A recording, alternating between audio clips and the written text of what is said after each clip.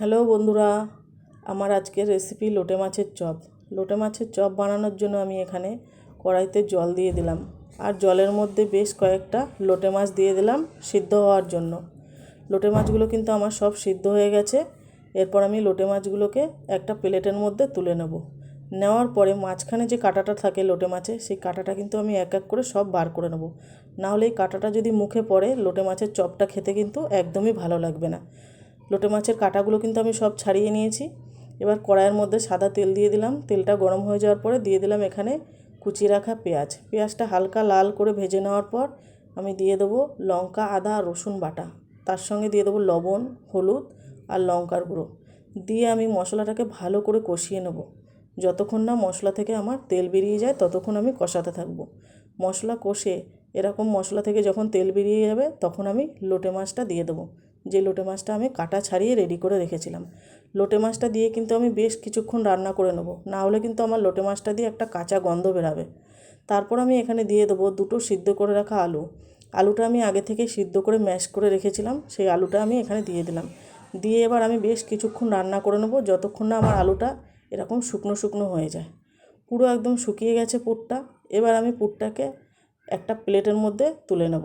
কড়াইয়ের সব পুরগুলো কিন্তু আমি এই প্লেটে তুলে নিলাম। এবার আমি চারিদিকে ছড়িয়ে দেবো ঠান্ডা হওয়ার জন্য। প্লেটের চারিদিকে কিন্তু ঠিক এইভাবে আমি ছড়িয়ে আধা ঘন্টার জন্য রেখে দেবো ঠান্ডা হওয়ার জন্য। এরপর আধা ঘন্টা পর কিন্তু আমার পুরটা একদমই ঠান্ডা হয়ে গেছে। এরপর আমি অল্প অল্প করে পুর হাতে নিয়ে এরকম চপের আকার দেব।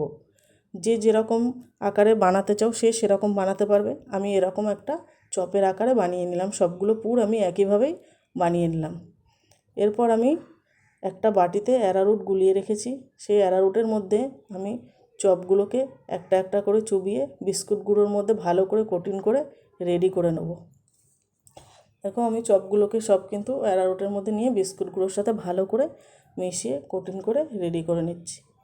এই একইভাবে আমি সব চপগুলো রেডি করে নেব। তারপর আমি কড়াইতে তেল দিয়ে দিলাম। তেলটা কিন্তু গরম হয়েছে। তেলটা কিন্তু খুব বেশি গরম হবে না, হালকা গরম তেলেই দিতে হবে। খুব বেশি গরম তেলে দিলে কিন্তু চপগুলো একদম ফেটে যাবে, দেখতে বাজে লাগবে।